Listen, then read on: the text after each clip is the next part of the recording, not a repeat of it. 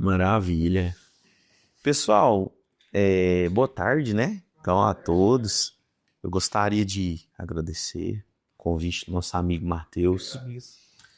A gente criou uma conexão recente do BNI e conversando a respeito do Setembro Amarelo, surgiu essa ideia, né? Ele perguntou, falou, cara, você faz treinamentos corporativos e tal, voltados para performance de empresa? Eu falei, eu faço.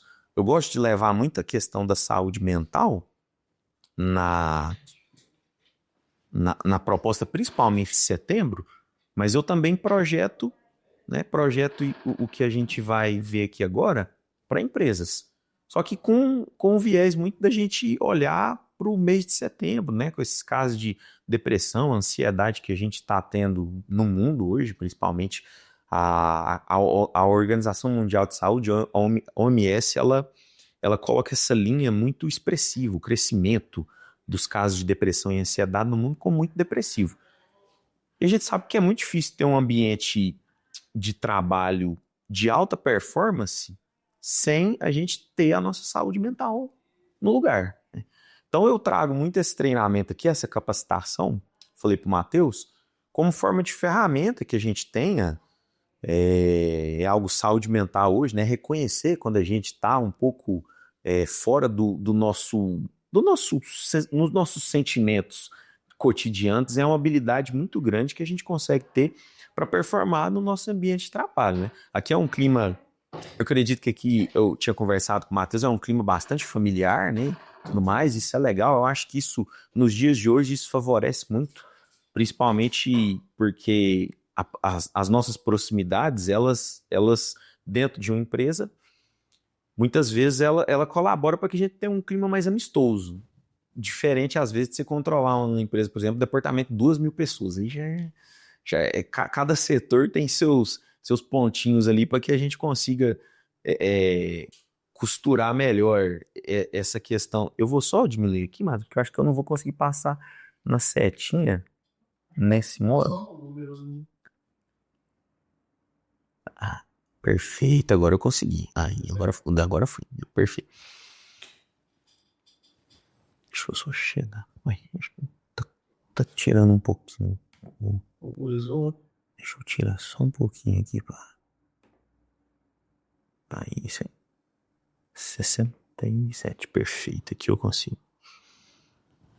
Pessoal, então, é um pouco da minha apresentação, do meu histórico profissional, tenho 29 anos.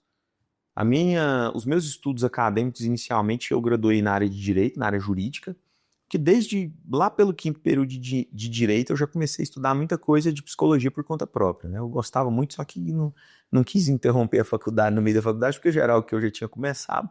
Paralelamente com meus estudos jurídicos, eu continuei meus estudos de psicologia por conta própria. Quando eu terminei de me graduar, eu tive a oportunidade de fazer algumas pós na área da psicologia, na verdade, na área da psicoterapia. Então, eu também atendo casos de dificuldades, né? Principalmente casos de depressão, casos em consultório clínico, 1 a 1. Isso me fez muito ter vontade de projetar para dentro das empresas também, para a gente falar sobre saúde mental. Eu atuei também atuei por 8 anos na Secretaria Municipal de Educação aqui em Itumbiara, um concurso que eu passei bem cedo. E atualmente eu exerço um cargo público também, nesse atual mandato, que é a direção de comunicação da Câmara Municipal de Itumbiara. É o que a gente está lá meio período, é um pouco da minha história profissional. Os riscos, gente, a gravidade do problema, né? Quando eu estava fora desses números aqui, eu acreditava que ansiedade e depressão era algo muito corriqueiro. Falar, tal pessoa é afetada, né? Às vezes acontece. Eu descobri que isso às vezes está mais perto da gente do que a gente imagina.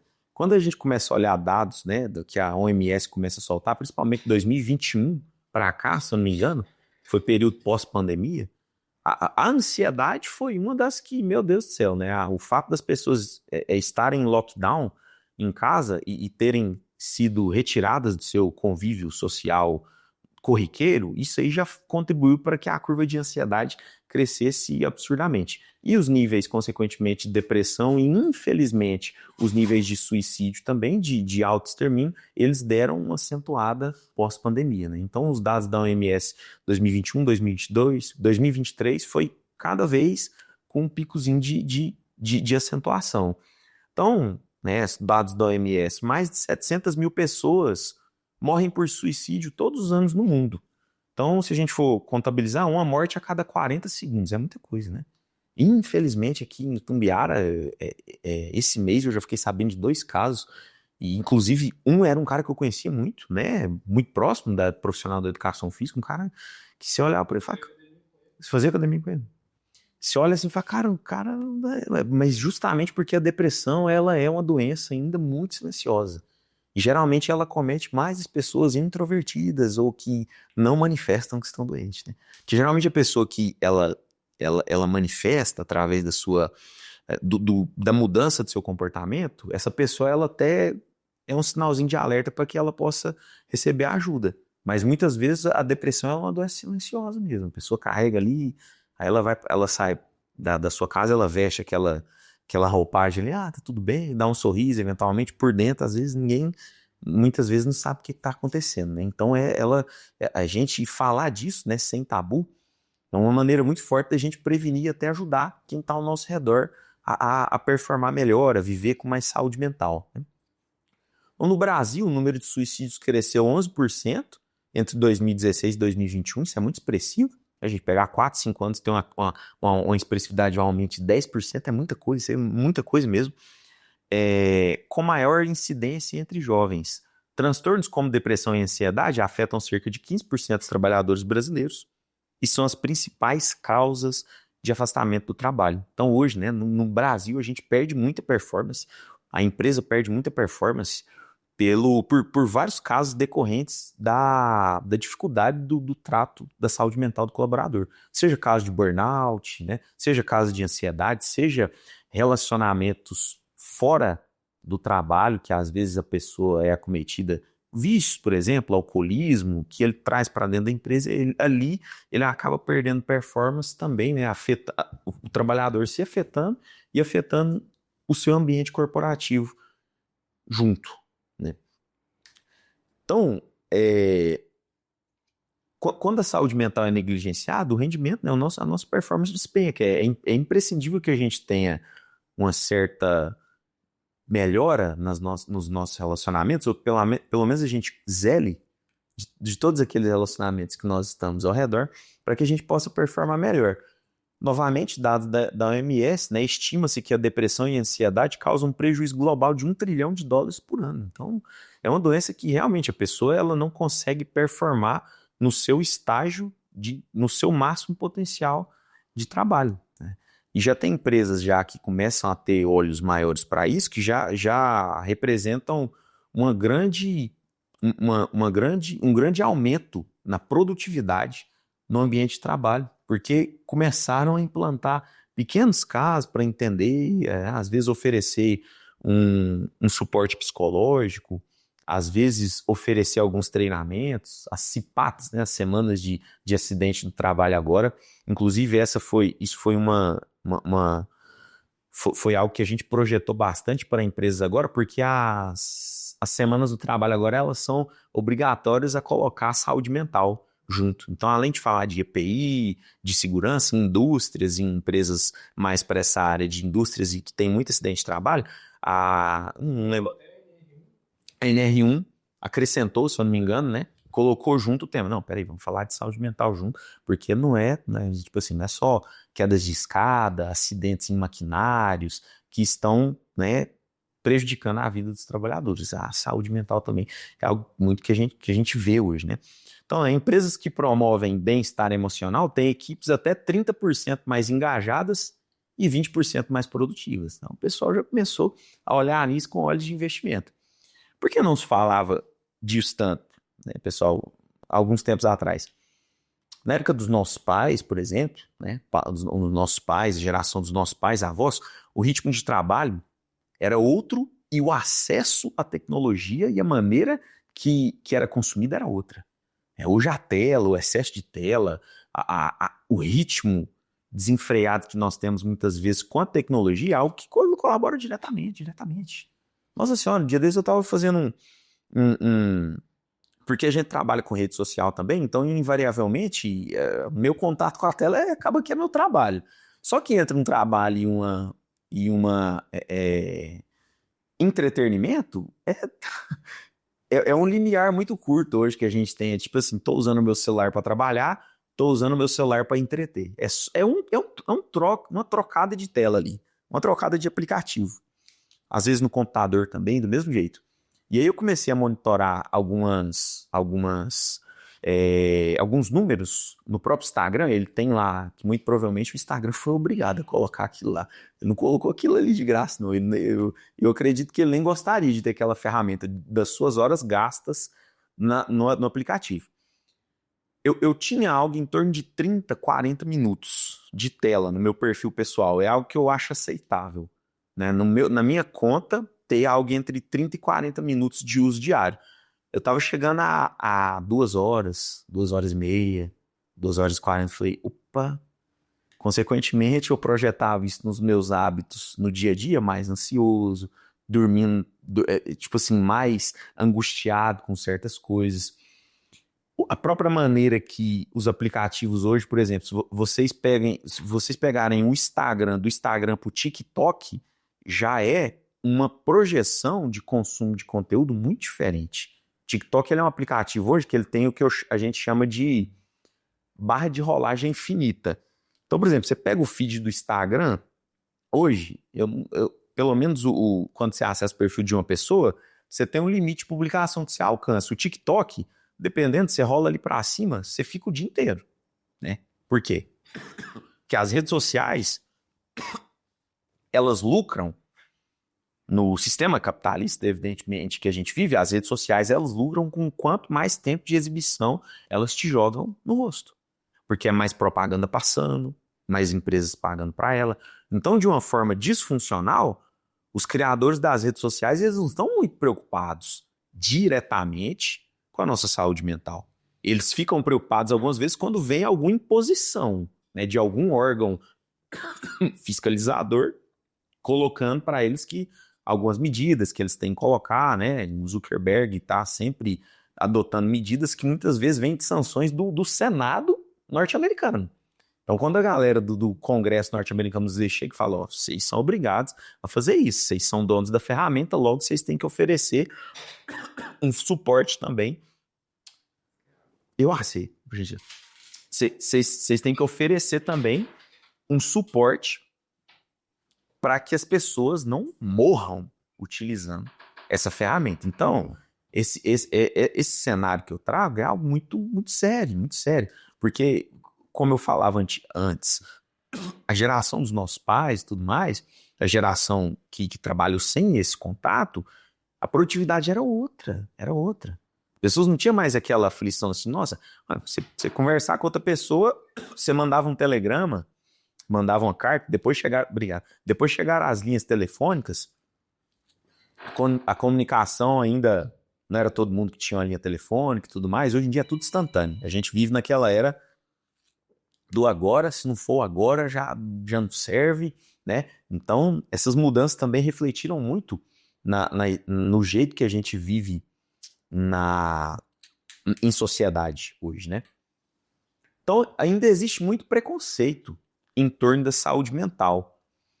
Muitos acreditam que falar sobre suicídio incentiva, quando na verdade previne. Hoje foi até interessante, eu estava preparando essa palestra aqui, aí uma pessoa viu mais ou menos de olho assim e falou, nossa, na opinião dela, né? Ela falou assim, não, acho que devia parar de falar de saúde mental, que isso aí não tá ajudando em nada, parece que tá agravando os casos, né? Eu falo, não, amigo, mas é porque tá falando pouco. Não é porque a gente tá falando, é porque tá falando pouco. É porque muitas vezes esse conteúdo não chega, às vezes, no ouvido das pessoas que às vezes estão precisando ouvir, porque tá falando pouco. Aqui em Tumbiara mesmo eu vi pouquíssimo movimento de psicólogos assim, levantando a bandeira e indo de frente à trincheira para falar disso. Tá falando pouco. Por que tá falando pouco? A pessoa às vezes não tem com quem desabafar com quem falar dos problemas da vida dela, fica guardando aquilo a vida inteira, acontece uma coisa, ela joga para debaixo do tapete, e acontece de uma dificuldade dentro da casa, uma dificuldade familiar, ela leva para a empresa, não fala nada, a pessoa fala, né? Então, assim, eu vejo muito saúde mental atrelada como a gente se esvaziar de lixo emocional. Infelizmente, nossa sociedade hoje ela passa por esse processo porque as pessoas elas não falam, né? Não fala. Não é porque não está falando, é porque está falando pouco. Porque se as pessoas falassem mais, lógico, com ajuda especializada também, né? Não é uma conversa de um bar, de um boteco que vai te auxiliar em certos problemas da sua vida. Mas se as pessoas procurassem mais ajuda especializada de pessoas capacitadas, elas conseguiriam. Quadros de depressão são totalmente reversíveis. Quadros de ansiedade são totalmente reversíveis. Eu já, como psicoterapeuta, já teve muitos casos já que eu daria, por exemplo, a pessoa chega, nossa, a vida tá parecendo um novelo de lã, né? Todo emaranhado. E aí eu dou um estimado e falo, cara, esse caso aqui já vai ser uns 3, 4 meses para começar a engrenar uma coisa no eixo. Na segunda sessão a pessoa já chega e fala, nossa senhora, parece que minha vida é outra só. Por quê?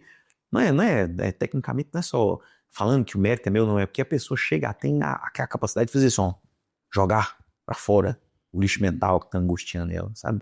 Seja num relacionamento familiar, seja num casamento, seja num relacionamento do serviço, seja alguma coisa. A pessoa não fala, vai vivendo aquilo ali, né? Vai passando por cima dos sentimentos como se eles pudessem ser silenciados. De uma certa maneira, a gente até consegue, né? Não falar de algum problema que a gente vai, só que isso aí vai gerando trauma, né? E quanto mais a gente guarda, mais difícil, às vezes, de reverter. Você viu aquela reportagem a respeito das pessoas que estão fazendo esse tipo de trabalho? Eu não entendi. Via chat GPT, Jesus amado. Eu acho que eu ouvi uns 10 minutos, tá vendo? O tamanho da solidão hoje que a gente vive. A pessoa já não quer falar. E que houve um problema da transição de GPT 4 para 5, do 4.5 para 5, porque o 5 ele ficou mais seco, ele ficou mais direto. Ele foi focado em produtividade e ele parou de ser tão emocional e querer saber como é que tá seu dia e tudo mais. O 5. Isso, e o povo reclamou dessa atualização, porque quando lançou o 5, tirou o 4, tinha só o 5. E o povo, eu perdi um amigo, eu perdi um companheiro. Olha pra vocês verem a fase da tecnologia que a gente vive hoje. As pessoas elas já não querem... Mas por quê? É uma massificação da tecnologia humana. A pessoa, ao invés dela procurar, às vezes, uma outra pessoa, né? Porque humanos falam de sentimentos de humanos. Como é que você vai falar de sentimentos com uma máquina, tecnicamente, né? Então, assim, é um processo outro viés de massificação da tecnologia que nós temos nos dias de hoje, né? Depois eu quero até ver na íntegra. Meu filho, não sei, eu acho que deu alguma coisa lá, meu filho fez alguma bagunça lá, que eu tô lembrando que eu tava vidrado na entrevista, eu tive que ir lá socorrer. Foi nesse domingo agora, não foi? Foi nesse domingo agora. Mas grandes críticas à tecnologia. Evidentemente é um problema da nossa sociedade atual. A gente nunca teve tanto acesso à tecnologia barata, igual tem hoje. Sim, tecnologia barata, gente. Esses acessos que a gente tem hoje, sim, isso há 30 anos atrás era inimaginável. Eu lembro muito na linha telefônica, o povo falava que era luxo, né? Você tem um telefone escada assim, você bater um negócio, nossa, aquilo ali era um negócio mais diferente do mundo. Depois veio a internet de escada, a internet de escadinha, essa eu já vivi. Essa era. Eu era titinho, 6, 7 anos, mas eu lembro, internet de escada, hoje tem internet aí de 1000 GB que a gente contrata. Então, se de um lado a facilidade ela cresceu muito, do outro a maneira que a gente lidar com essas tecnologias, ela não conseguiu acompanhar, né? A nossa maneira humana de lidar com esses problemas ainda não conseguiu alcançar o nível de avanço tecnológico. Então, outros tratam o sofrimento psíquico como fraqueza ou frescura, mas são condições médicas reais e tratáveis. Isso é tão alto preconceito, né? Eu relutei muito antes de intensificar os meus estudos mesmo na questão da psicoterapia, de ter algum profissional capacitado para falar de problemas delicados, né? Problemas delicados. A psicoterapia realmente é aquele lugar da gente falar de problemas delicados. É uma conversa, às vezes, que você não quer ter com a esposa, é uma conversa, às vezes, que você não quer ter com a mãe, é uma conversa, às vezes, que você não quer ter na família, é uma conversa que você não quer ter com o chefe, né? Como a psicoterapia é um ambiente meio livre de tabu e preconceitos e laços, né, que podem interferir num diálogo desse, é um lugar muito bacana, de alta análise mesmo, né? Você, traz um problema, né? Nossa, tem tanta coisa que a gente conversa e que só da pessoa falar, ela já, né, instantaneamente é um processo de melhora. Na hora que ela começa a refletir sobre certos pontos da vida dela, a melhora, ela continua sendo, né, muito, muito, muito bacana. Então, quebrar o silêncio é o primeiro passo para a gente salvar vidas e criar um ambiente de segurança psicológica na sociedade, né? Outra questão que eu gosto muito de trabalhar, pessoal, fora, é que envolve muito saúde mental e até maturidade mesmo, enquanto profissionais que nós somos, é a questão da nossa autorresponsabilidade como ferramenta de transformação profissional. Isso é algo também que a tecnologia hoje, ela nos tirou um pouco. Eu gosto de fazer muitos comparativos, às vezes, assim, com alguns panoramas que eu vejo da entrada do mercado de trabalho hoje e da entrada de trabalho alguns tempos atrás. Parece que a humanidade ela ainda tem essa dificuldade de se sentir responsável pelas próprias ações. Fala, mas eu sou capaz, tipo assim, eu posso ser ferramenta de transformação social, eu posso perseguir meus sonhos, né? Eu posso ter vontade de crescimentos. Então é algo que me parece que o excesso de tecnologia, como forma de anestesiar as capacidades humanas, principalmente a juventude hoje, ainda tem muita dificuldade nisso, sabe? De se sentir responsável pelo próprio destino, construir a própria carreira profissional. Isso é muito bonito. É algo que eu lembro quando eu fazia ensino médio, os preparatórios de vestibular, estava todo mundo ali muito empenhado em garantir seu crescimento profissional e tudo mais. Hoje, muitas vezes, a nossa jornada de estudo, de ensino, ela se perde em armadilhas como, por exemplo, TikTok, entretenimento. Evidentemente, um jovem que fica 7, 8 horas na frente de uma tela do celular, ele não vai estudar. Ele não vai estudar. Um jovem hoje que ele tem 7, 8 horas de tela, ele não tem aquele viés ali, tipo, não, peraí, né? Como será o amanhã? Porque eu fui um pouco desse adolescente afetado por excesso de telas. Eu fui um pouco desse adolescente, só que era com computador, né? Então, assim, eu me lembro que teve alguns lapsos de tempo na minha vida que eu ficava 10, 11 horas por dia no computador e eu lembro quanto o meu psicológico era afetado em várias questões. Nível de estresse maior. 2.000 horas de CS. De CS registradinha na Valve ali, né? Se eu entrar ali, eu ainda acho umas 800 horas de Dota, eu acho algumas coisinhas lá, alguns registros eu treino. E eu lembro o quanto que, pessoal, a minha personalidade, eu sempre fui mais tímido, e naturalmente eu fui mais introvertido do que extrovertido. Parece que o computador me puxou ainda mais para dentro de mim. Então, assim, era uma rotina, casa, as relações. Quando eu fui melhorar eventualmente, foi quando eu peguei o meu primeiro estágio profissional no IFG. Eu acho que eu tinha 17 anos. Que aí você tem que, tipo assim, você tem que pegar um relatório, aí você tem que conviver, né, com outra pessoa. Parece que me tiraram de uma caverna, assim, né? Você fala, mãe, o que é isso? Isso aqui é o mundo real, então? Eu tenho conexões com as outras pessoas? E eu me lembro o quanto que foi difícil, né? Quantos anos eu gastei, assim, foi no mínimo uns 2, 3 anos de reparação, que para outras pessoas, para mim, era um negócio mais simples do mundo. A pessoa pegava um negócio e tal, ia lá, entregava, conversava, comunicava. O que é isso, né? Tem 2 anos de diferença aqui e parece que eu tô engateando nisso aqui ainda, né? Então, evidentemente, o excesso de tela, o excesso de tela que a gente vive hoje, o excesso que a gente não separa tempo para estudar, um tempo tal, o excesso de tela é um grande vilão, um grande vilão. Pelo menos para mim, eu tinha uma dificuldade danada de ver o amanhã, né? A capacidade de projetar o amanhã.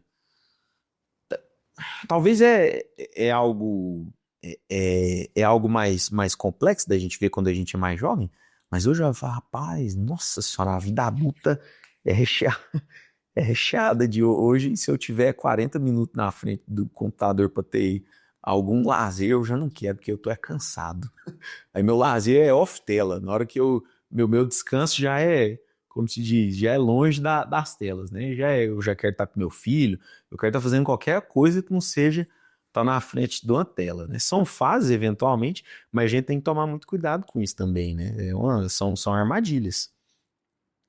Então, pessoal, autorresponsabilidade é assumir o protagonismo da própria vida.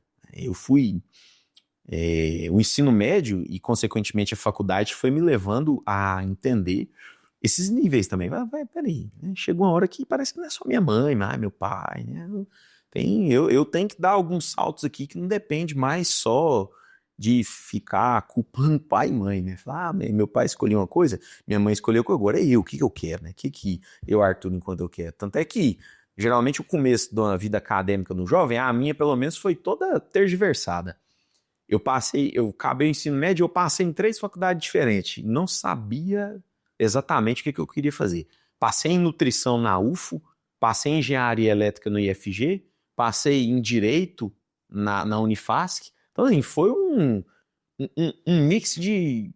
A engenharia elétrica eu sabia que eu não queria, porque eu já tinha feito eletrotécnica. Eu falei, rapaz, se em 4 anos eu ainda não tomei gosto por mexer com gerador de energia, mexer com motor hidráulico, ou querer trabalhar em uma usina, não vai ser mais 5 anos na engenharia que vai me fazer tomar gosto por isso. Gostava muito de leitura, eventualmente fui para a faculdade de Direito. Na minha faculdade, eu até o 5º período, como eu falava, gostei demais, porque tinha muita matéria de caráter de psicologia. E aí, depois que acabou essas matérias, eu falei, rapaz, parece que ainda não é isso aqui. Mas sempre, né, não desistindo de estudar, porque todo processo de ensino que a gente agrega é muito válido, né? Muito válido. A faculdade jurídica, o bacharelado em Direito, me ajudou muito a questão de oratória, desenvolver comunicação, foi muito bacana.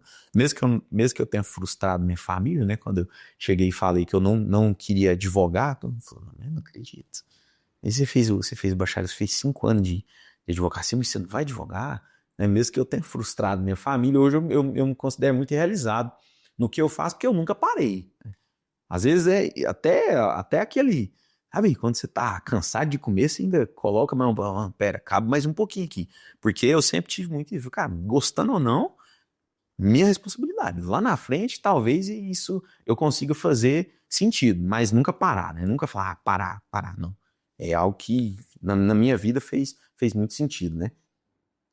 Então, significa, autorresponsabilidade significa entender que mesmo diante de dificuldades, nossas escolhas moldam nossos resultados.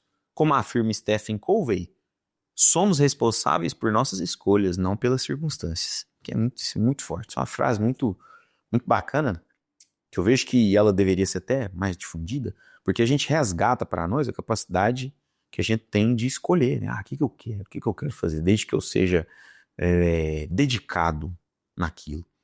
Que hoje a gente vive numa era hoje, pessoal, que é tão interessante. Esses dias eu estava até conversando com um amigo do mundo jurídico e ele falou assim, rapaz, parece que as coisas hoje estão diferentes, né? Você tem a graduação jurídica, o bacharel em direito. Aí ele deu um exemplo assim, bem numérico, ele falou assim, você tem... às vezes eu vejo advogado trabalhando em escritório ganhando R$2.500 para outros advogados, você vê um mestre de obra, um pedreiro ganhando 10, 12 mil, eu falo, meu amigo, mas é porque o conceito de valor hoje, ele é exatamente a quantidade dos problemas que você resolve. Não é a quantidade de diplomas que você tem na parede, os quadros, não é isso, não. Não é isso. O valor que a gente gera hoje e a capacidade financeira que a gente consegue colocar, monetizar, está diretamente atrelada à quantidade de problemas mesmo. Tem advogado que apareça que ganha 100 mil, 300 mil. Perfeito, perfeito. Então, são 2 advogados? Tá. E os níveis de formação extra-acadêmicos e a vontade? O problema, você é medida no mundo capitalista, a gente é medida a régua A nossa régua é medida bem de maneira, de maneira, como que eu posso dizer, pragmática, pela quantidade de problemas que a gente resolve.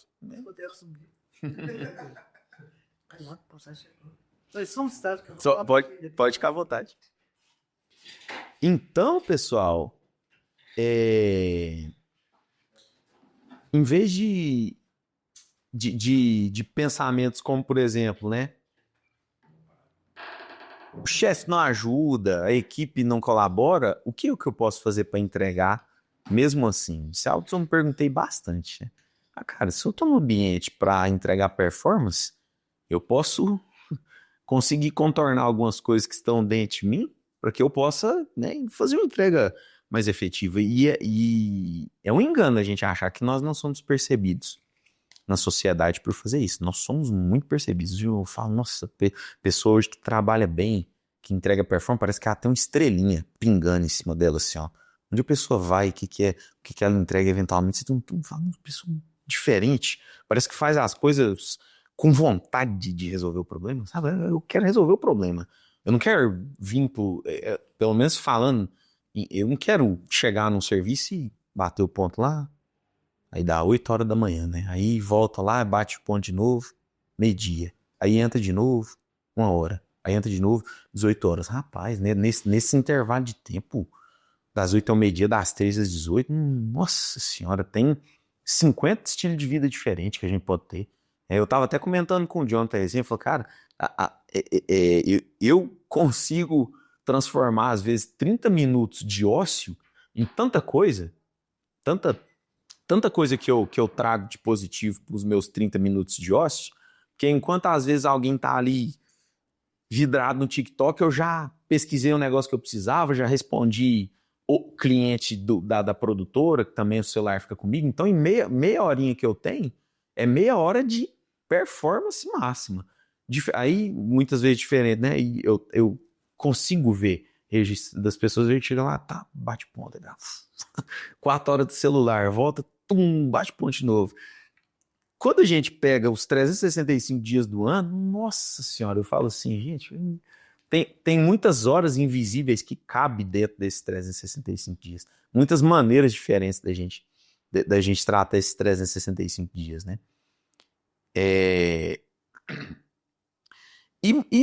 poder de pequenas mudanças, né, pessoal? Porque também eu via antes, eu assistia alta performance. A gente tem alta performance em vários universos, né? Você tem alta performance no universo dos esportes, no universo corporativo.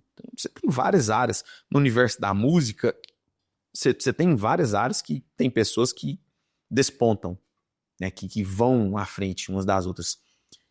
Eu acreditava que essa fórmula de viver em alta performance, ela era mais difícil de alcançar. Eu descobri que é pequenos ajustes na rotina ali. Pequenas coisas que a gente faz no dia a dia, que no todo é como se fosse aquele castelinho que a gente vai colocando pedra a pedra, e na hora que a gente vê, tá muito grande. A gente consegue ter uma dimensão maior dele. Então, mudanças consistentes de atitude geram impactos imensos. A Gallup identificou que equipes com mentalidade de dono têm 21% mais lucratividade e 17% mais produtividade. Eu acho interessante isso, porque eu sempre estou trabalhando assim, né? Se eu estou representando outra pessoa que não é a minha própria empresa, eu estou atendendo como se fosse minha. Chego num lugar, a gente tem uma parceria muito com o Jorge Abdala, da Alma Propaganda. Às vezes o Jorge não tá lá, eu tô resolvendo alguma coisa, rapaz, chegou o cliente dele, é meu cliente, igualzinho. Ô, senhor, tudo bem? Senta aqui, toma um café e tal. Então eu gosto de ter esse olhar de mentalidade de dono. Por quê? Porque eu sei que isso me impulsiona para frente. Ter mentalidade de dono não é aquele objetivo ali imediatar. A frase, né? Aquela frase que enterra carreiras. O que eu vou ganhar com isso? Meu amigo, vai ganhar trem demais. Você vai a começar que a pessoa até assusta. Você já viu hoje? Nos dias de hoje, um atendimento mais diferente. Você fala assim, nossa senhora, é diferente. Se atender uma pessoa hoje de uma maneira positiva, é diferente. Então, o que você vai ganhar com isso? O que você vai ganhar com isso? De imediato, se você está falando de valores financeiros, talvez não vai cair R$ 100 no seu bolso com essa atitude sua, mas você vai ser visto diferente dos demais. A primeira coisa, eu como olhar de dono, eu já tenho isso já. Você já vai ser colocado em uma escala de profissionalismo diferente dos demais. De tratar, né, de ter essa autorresponsabilidade, de tratar o estabelecimento onde a gente trabalha como se a gente fosse o dono dele, de imediato, né? Depois você ainda consegue colher bons frutos nisso, que são bons relacionamentos profissionais, né? Você consegue ter boas conexões. A pessoa, um bom profissional hoje, ele nunca fica sem serviço, jamais na Terra, né? A pessoa que sabe o que faz e executa de uma maneira comunicativa, ela nunca fica sem serviço na Terra. Eu até falo hoje a questão da produção audiovisual, é algo que eu não expandi, mas, cara, né? Vórtex de serviço que chega, eu dou serviço pros outros, assim, todo dia, assim, ó, cara, consigo atender esse cliente aqui, dá uma mão para ele e tal, todo dia, chega, eu acho que por eu ter desenvolvido isso, eu criei uma janela de prospecção aonde chega tanto cliente no meio audiovisual que eu entrego o cliente para amiga, assim, ó, porque eu não cresci a equipe, né, não coloquei 20, 30 colaboradores para trabalhar, eu entrego o serviço pros outros, assim, porque é aquela estrelinha que fica pingando na sua testa, assim, quando você simplesmente se atende outra pessoa, melhor, né? Você trata a empresa ali, tô num lugar, às vezes, tô lá muitas vezes na Câmara Municipal de Tumbiara também, que eu tento, né, eu tento representar muito bem a questão do nome, né, das outras pessoas que confiaram no seu trabalho ali. Então, isso é o poder, eu percebi isso na minha vida. Coisas simples, corriqueiras da nossa vida. Pontualidade, comunicação clara, organização da rotina de trabalho e feedbacks construtivos, né? A gente, enquanto seres humanos também, eu tenho um curso projetado para comunicação não agressiva. Aqui, como é legal ter um ambiente mais familiar, mas, gente, quando você pega essa questão de feedback construtivo, você projeta isso para uma empresa de 2.000, 3.000 colaboradores, meu Deus do céu! Você vê que as pessoas, elas têm uma dificuldade mesmo, assim, de muitas vezes por estarem tristes ou depressivas, mas tem muitas vezes uma dificuldade de conversar com as outras de uma maneira pacífica, né? CNV, comunicação não violenta, CNV. É o curso que a gente ministra, foi até um best-seller de um psicólogo norte-americano, e ele orquestrou, assim, né? Construiu um curso de comunicação não violenta, baseada mais em feedback positivo do que em cobranças negativas e tudo mais. Então é um curso fantástico que a gente coloca também, que são sementes que transformam as culturas empresariais, né? Hoje a gente fala muito de cultura empresarial, que está envolvido muito isso, né? A cultura hoje, né? Qual é a cultura organizacional da empresa? Vocês podem ver que empresas que despontam,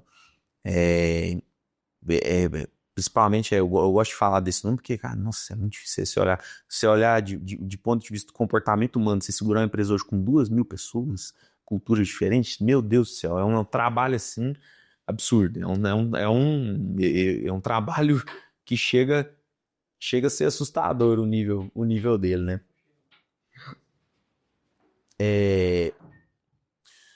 E aprender a lidar muitas vezes com a dor da mudança, né, gente? O mercado hoje, ele é um mercado muito... Pela tecnologia, a gente vai estar sempre projetando as dores dos dias atuais da tecnologia. Isso é inevitável. Eu já me sinto... Por exemplo, eu comecei com audiovisual também há 8, 9 anos atrás. Pode ficar à vontade. Boa tarde. Se quiser ficar à vontade. E eu projeto essa questão da desatualização. Nossa, ela é constante. O que é isso? Todo dia hoje tem uma nova ferramenta de tecnologia do mercado, tem uma nova ferramenta saindo. É importante a gente estar antenado nisso, né? Para conseguir até, por exemplo, em nível empresarial, para a gente falar de competitividade no mercado de trabalho. Eu tinha alguns processos que eu comecei a observar alguns concorrentes, então eu falei, cara, o cara tá entregando isso aqui rápido demais, não tem condição. O que esse cara tá usando para fazer isso? Coisa às vezes que entregava em 10 dias, 12 dias, o cara tá entregando em 3 dias, de 12 para 3 dias. Eu falei, tem que analisar alguma coisa. Aí você vai lá, dá uma curiada, ver as ferramentas e tal. Em níveis de competitividade de mercado, a inteligência artificial hoje ela é absurda, absurda. Tem coisas hoje que a IA faz por mim que eu demoraria, né, assim, só o tempo de eu pedir para outra pessoa fazer, né? Serviço de correção ortográfica, de criação de algumas arquiteturas de texto. Tem serviço hoje que a IA faz para mim, meu Deus do céu. Foi apresentado a IA, né? Que a gente tem a IA personalizada para o escritor, com prompt. Aí ele usou um pouquinho. O que você anda com? Gostou? Não, eu acho sensacional, assim. Eu uso muito assim. Hoje eu tenho um copywriter de IA, que é onde eu joguei muitos dados sobre quem eu sou, o que eu falo e tal, e aí ele me dá ideias de textos. Nem sempre, os dias de hoje, nem sempre é fácil a gente ficar parado 15 minutos assim, aí você pesca uma ideia ali, você joga, te devolve. E eu tenho corretor ortográfico também, excelente. Corretor ortográfico também, gente. Português hoje só publica, às vezes, publicação, você envia uma mensagem mais séria, errado, com ortografia errada se quiser, porque chat GPTzinho ali é Ctrl-C, Ctrl-V, corrige ortograficamente, passa o olho, dá uma olhadinha ali, acabou, perfeito, perfeito. Então assim, né, a gente fala muito da tecnologia enquanto prender os nossos olhos na tela do celular, mas se a gente tiver a vontade de usar ela para o nosso crescimento também, meu Deus do céu, é surreal, surreal. Já tem não sei o nome do Elon Musk. O Elon Musk fez uma palestra uma vez, se eu não me engano, ele mesmo, falando que já tinha algumas profissões seriam substituídas por IA. Isso não faz muito tempo. Então, na época que eu assisti, falei, rapaz, será que dá um certo medo, ao mesmo tempo que dava uma certa desconfiança? E hoje eu já analiso, projetando para os dias de hoje, tem muita, né? Outra questão que eu olho muito também é o chatbot e atendimento virtual com gravação de voz. Eu falo, rapaz, que é isso? Você conversa com uma IA te devolvendo mensagem em áudio. E já não é aquelas mensagens assim mais robótica, não. É um negócio que você simula demais a experiência A mensagem em texto. Você pede para mandar áudio, manda. Você pede para mandar foto, manda também. Surreal, surreal. É dispensar aos níveis que a gente vai conseguir chegar, né? Então, mais um exemplo para a gente se atualizar em, pelo menos, né? Hoje eu falo assim, gente, pelo menos lidar com prompt de comando e resposta ali é basilar, isso aí é basilar. Saber conversar, pedir algumas informações e tal, e ela te devolver, nossa, isso aí é muito, muito importante, né? Nos dias de hoje, vale mais do que as redes sociais em si, né? O excesso de tela das nossas redes sociais. Pessoal, e também, né, a capacidade de equilibrar a saúde emocional e desempenho. Aristóteles já falava que a virtude era o caminho do meio, né? O caminho do meio. Às vezes eu vejo muita gente faltando desempenho porque não consegue acompanhar essa evolução, mas também tem outro caso, que é de quem acompanha demais, né? Acompanha demais. Nos últimos 3 anos da minha vida, eu tive que dar uma freadinha no meu volume de trabalho, que aí eu já tava demais, né? Assim, você já pisa o pé do acelerador, pra gente ter uma performance ok, é como se fosse um 100 por hora ali, né? Você não vai andar a 30 por hora, você não vai andar a 240 por hora na rodovia, né? Tem um intermédio ali que te garante segurança e alta performance. E se a gente pisa pouco, prospera pouco. Se você coloca o pé no acelerador com vontade, você acaba arrebentando o carro, causando um acidente, fazendo alguma coisa, né? Que foi, muitas vezes, o meu caso de trabalhar demais, né? Porque aí eu comecei a vislumbrar alta performance, principalmente usar aplicativo de inteligência artificial para entregar mais, para trabalhar mais. E quando você é um profissional liberal, autônomo, aí eu acho legal, eu registro muito esse caso aqui como do autônomo. Porque o autônomo, muitas vezes, ele vende a mão de obra dele, que era o meu caso, nesse primeiro momento. Ele vende a mão de obra dele, e o cálculo é muito simples. Se você não tem ninguém trabalhando para você, se você trabalha 5 horas por dia, você ganha X. Se você trabalha 10 horas, você ganha 2X. Se você trabalha 15 horas, você ganha 3X. Eu falei, Aí, que isso aí? É magnífico isso aqui pra mim. Trabalhando 8 horas, eu tô ganhando tanto, vou trabalhar 16 horas por dia, ué. Na época, o dinheiro ainda era muito um tabu. 240 por hora, pisa no acelerador, vai. Emocionalmente falando, a gente tem muita cobrança. E muita gente avisava, né, cara? O negócio é que tem gente que avisava, cara, tira um pouco o pé, você tá percebendo. Inclusive, ganhei 30 quilos nesse processo, né? Ganhei 30 quilos, uma ansiedade absurda. Saí lá dos 90 quilos para 120 por aí, dos 80 para 110, alguma coisa assim. E aí, na hora que o burnout chega, aí você já não tem energia, né? Que aí você funde o motor do carro. Não tem jeito de você pisar mais no acelerador. Fundir o motor, como é que faz? Então, a alta performance não é sinônimo de exaustão ao extremo. Nós temos que manter performado sabendo também dos nossos limites, né? Capacidades enquanto ser humano. Hoje eu sou um cara que eu valorizo muito a questão do descanso, do meu lazer com a família. Isso é importante, sabe? Aqueles finais de semana ali que para desligar o celular domingo, né? Não, domingo é o dia que ninguém me acha para falar de serviço. Geralmente eu falo assim. Eu falo assim de boca, mas eventualmente ainda pinga alguma coisa no celular, eu não consigo, né? É um vício ali que eu tô desintoxicando ele. Domingo, falo, nossa senhora, vontade de responder esse cliente, mas é domingo, deixa pra segunda, entendeu? Numa vida assim, que acho que é um sentimento de todo mundo. E eu penso, cara, quem hoje consegue pegar o celular, deixar em casa e ficar uns 2 dias? Nossa senhora, nossa Sabe? senhora. Guardar no HB, esquecer hoje ninguém consegue. Difícil. Isso, eu falo quem fica 3 horas. Você jogou 48 horas, eu vou jogar, eu vou baixar menos. Quem fica 3 horas hoje, né? Quem deixa o celularzinho assim e fica 3 horas do. E eu tô morrendo de frio.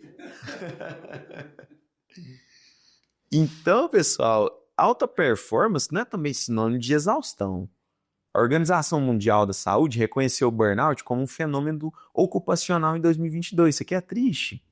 É porque, se de um lado a gente tem pessoas que não performam, às vezes, tão bem, porque estão deixando o celular roubar o seu tempo de performance, no outro extremo, a gente tem pessoa que trabalha 15, 16 horas por dia e fala, nossa, isso é a coisa mais normal do mundo. A conta chega.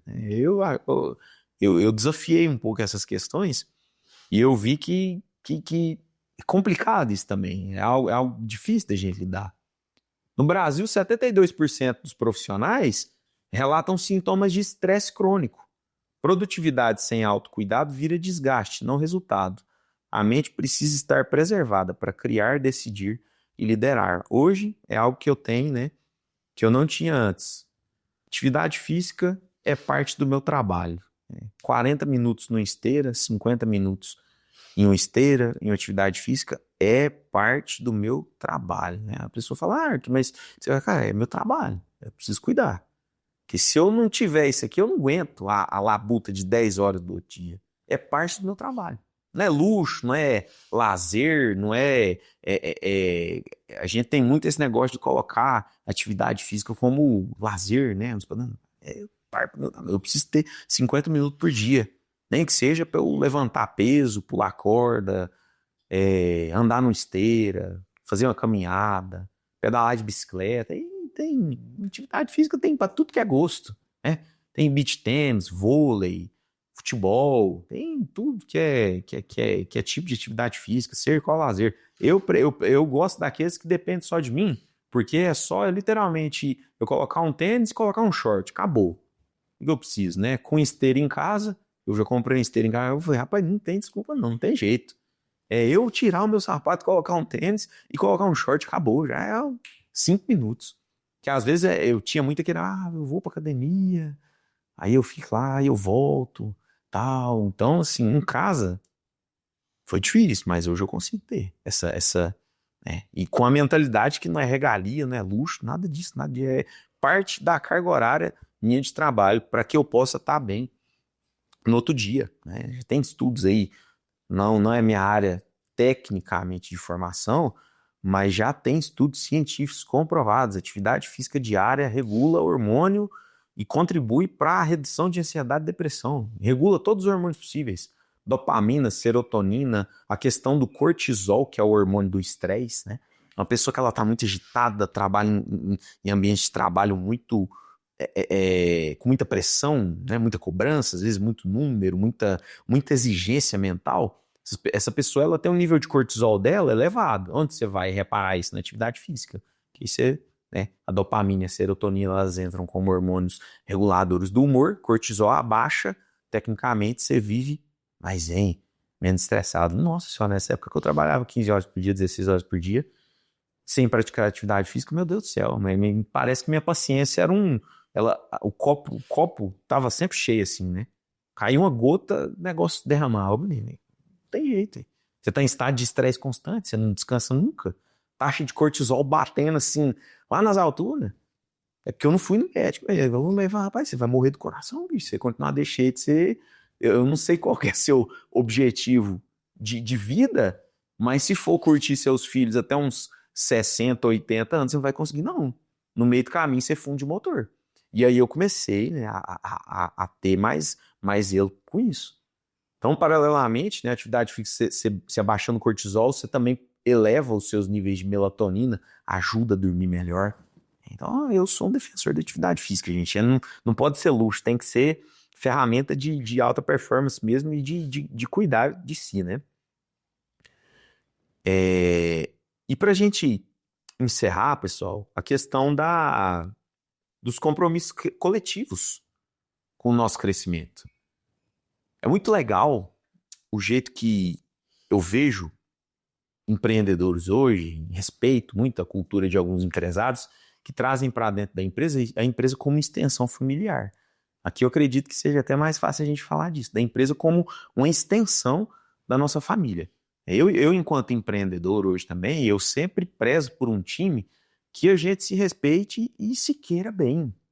Isso é importante. Se a gente for parar para pensar bem da verdade, às 8 horas no ambiente de trabalho que a gente fica, a gente não passa, tecnicamente, 8 horas com a nossa família. Então, o ambiente de trabalho, muitas vezes, é um lugar que a gente passa mais tempo na nossa vida do que casa. É algo que, quando eu comecei a pensar, eu falei, cara, então, peraí, né? Faz sentido eu gostar das pessoas que estão trabalhando comigo, faz sentido eu trabalhar, eu querer ter funcionários que gostem de mim, que eu goste deles, colaboradores, tal, parceiros de trabalho, que gostem de mim, eu gosto dele. Então, é uma força da cultura de apoio. Por quê? Porque ambiente tóxico, gente, afasta qualquer tipo de produtividade. Eu gosto de falar muito, quando a gente começa a inflar números, é muito diferente, às vezes, um ambiente de uma empresa de 5, 10, 15 funcionários para uma empresa de 2.000. Porque a empresa de 2.000, meu amigo, a rádio peão é um negócio que ela parece um monstro. Parece que é um ente vivo ali mesmo, que a pessoa fala uma coisa, corre na outra, corre, vai, tá. Acontecer, às vezes, tem supervisor não tá nem sabendo do que é o trem do assunto que tá acontecendo. O negócio já tá virando um burburinho ali já, de difícil contenda, né? Então eu trago muito isso, né? A gente ter o nosso papel de afastar a toxicidade. Eu preservo muito isso sobre conversa franca. Todas as pessoas que trabalham comigo hoje têm total liberdade de falar o que estiver achando ruim. Eu deixo a palavra franca aberta. Você fala, cara, tu tem total liberdade. Total liberdade de falar. Porque se eu não dou essa liberdade, às vezes vira um burburinho, que vira uma dificuldade, que vira outra conversa, e aí a gente vai perdendo performance enquanto corpo empresarial por causa de dissidência de colaborador, né? Coisa que às vezes poderia ser resolvido na conversa. Ah, não gostei disso por causa disso. Ah, não gostei daquilo ali por causa disso aqui, disso aqui, disso aqui. Rapaz, fala, né? Aí, inclusive, é um negócio que eu falo na terapia, e é muito assim, empresa de um lado, casal do outro, né? Às vezes a gente entende também terapia familiar, e a pessoa chega questionando algo que o outro cônjuge faz, que ela não gostou. Aí eu pergunto assim, você falou? Não. A pessoa vai adivinhar, às vezes, uma coisa que ela fez, que não gostou, você não falou, né? Então, assim, a bola de cristal, ela ainda é um pouco difícil, né, de ser construída. E muitos casamentos, jogando para a área de relacional, conjugal, muitos casamentos eles acabam porque não falam, as pessoas não falam para outra. Vai ficar guardando. Aí você vai, não fala, não fala. Aí na hora que pega pra falar também, aí parece que o mundo vai acabar, que a casa vai cair, que vai estourar a Terceira Guerra Mundial, porque ninguém nunca falou nada. Aí na hora que pega pra falar, você puxa registros históricos de 1979 pra cá, você vem arrastando toda aquela demanda que você nunca falou. Alguns conseguem, né? Outros, infelizmente, não conseguem resistir a tamanha agressão, mas porque muitas coisas nascem disso aqui. Ambiente tóxico, falta de comunicação, a pessoa não guarda demais, né? A depressão é a doença da mágoa, do rancor. A pessoa guarda, para ela não fala, não joga para fora da maneira que poderia ser colocado, né? Então, equipes com senso de pertencimento, eu acho isso aqui o máximo, né? Isso aqui foi algo que eu comecei a estudar. Tem algumas empresas hoje, algumas multinacionais, que elas colocam aquele selo GPTW, Great Place to Work, bom lugar para trabalhar, ótimo lugar para se trabalhar. Então, é interessante isso, né? Você vê que tem pessoas, às vezes, que desejam estar naquela empresa. Falam, nossa, tal empresa é boa demais e tal, tudo mais. Eu acho isso bacana, eu acho que isso é um trabalho muito positivo da gestão por querer transformar um ambiente de trabalho assim. Porque se o dono, né? Se o empresário ele não tiver esses olhos para isso, de querer colocar uma cultura de cooperação forte no time, né? E não é os colaboradores também que vão conseguir fazer isso, né? Então eu vejo muitas empresas assim, tem a última que eu acompanho muito é a Sankhya, né? Uma empresa de desenvolvimento de sistemas, ela bate muito nesse negócio, né? Great Place to Work, tal, ganha selo, todo ano ganha selo, você vê que não é ao acaso, não? Uma empresa dessa, ela não tem um selo desse, não é ao acaso, é força de vontade do corpo empresarial, do quadro societário de querer colocar, aplicar a cultura de empresa, né? Cultura de conversar, de diálogo, e não de toxicidade, né? E eles pensam, assim, muita gente fala, mas até empresário, por que eu vou mexer com isso, né? Por que eu vou falar de saúde mental? É um cliente nosso, ele falou isso, né, Jânio? Ele falou isso. Eu falei pro Gaúcho, ele falou, pra que eu vou mexer com saúde mental? Eu quero que vai cuidar na casa deles. Tá vendo? Se ele não entendeu que saúde mental dos funcionários dá dinheiro pra ele. Rentabilidade. É rentabilidade. Por quê? Porque um funcionário com a saúde mental afiada, ele não pega um testado de 15 dias, entendeu? Ele não pega outro, ele produz, ele entrega muitas vezes. Então é isso. Infelizmente. O corpo empresarial que ainda não tem os olhos ligados para isso, o nível de competitividade dele no mercado, ele vai ser, muitas vezes, atropelado por um caminhão de empresas que valorizam isso. É simples, é só conversas corriqueiras. Salário hoje, a psicologia já até criou um outro contexto de salário, né? Que você tem um salário financeiro, que é o que você recebe no mês, né? Colocando seus vencimentos, suas comissões, suas gratificações, você tem um salário financeiro do lado. Do outro, você tem um salário emocional, que é o quê? Paz, né? Paz, cabeça para trabalhar.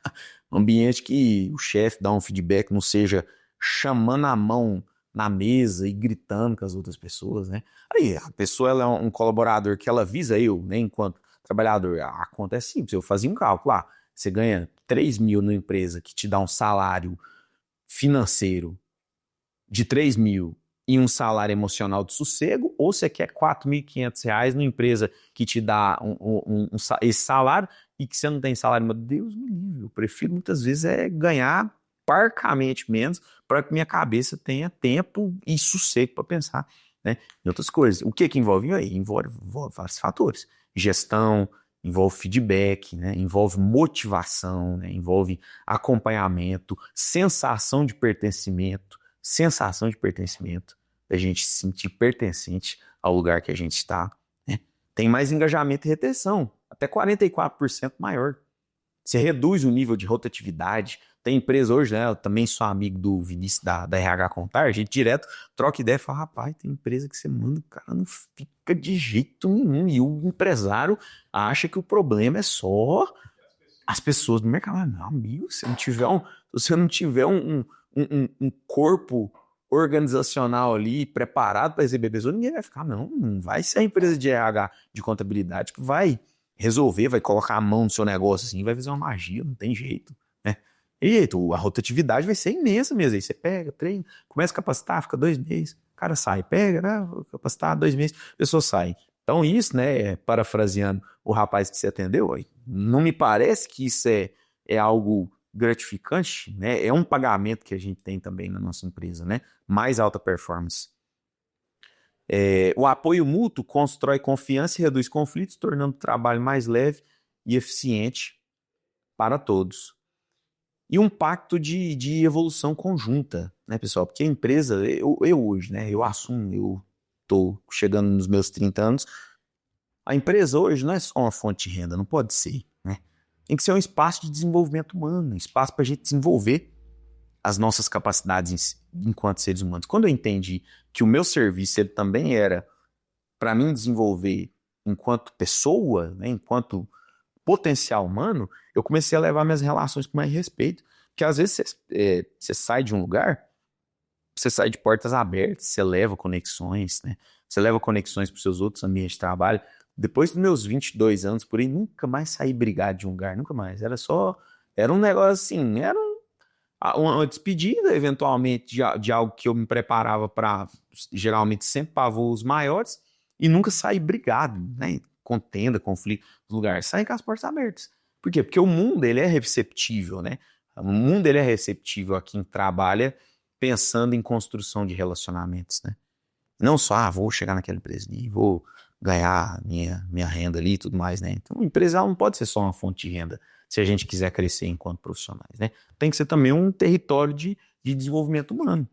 Metas pessoais e metas da organização podem caminhar lado a lado.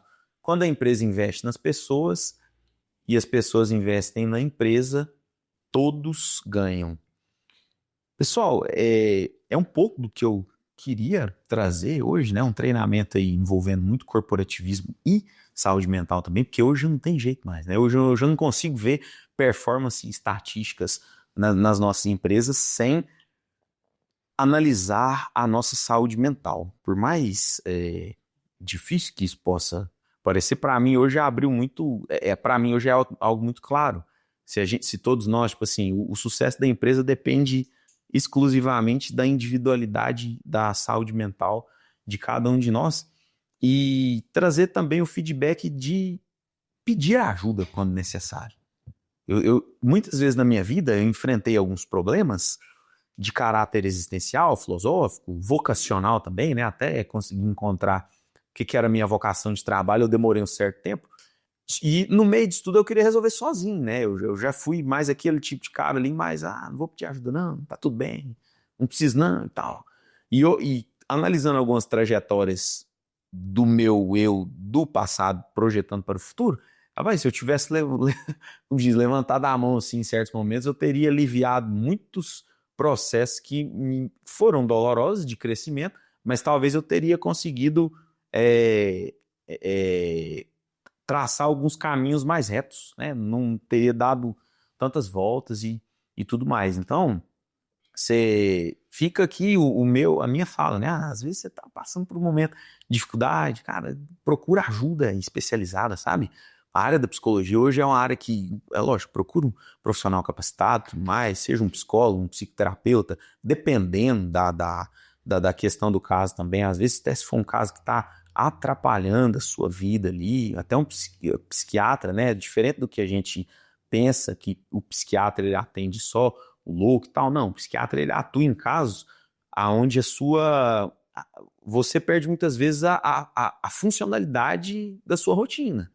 Muitas vezes também precisa de um remédio, alguma coisa, para dar uma dosada ali até que a pessoa continue bem.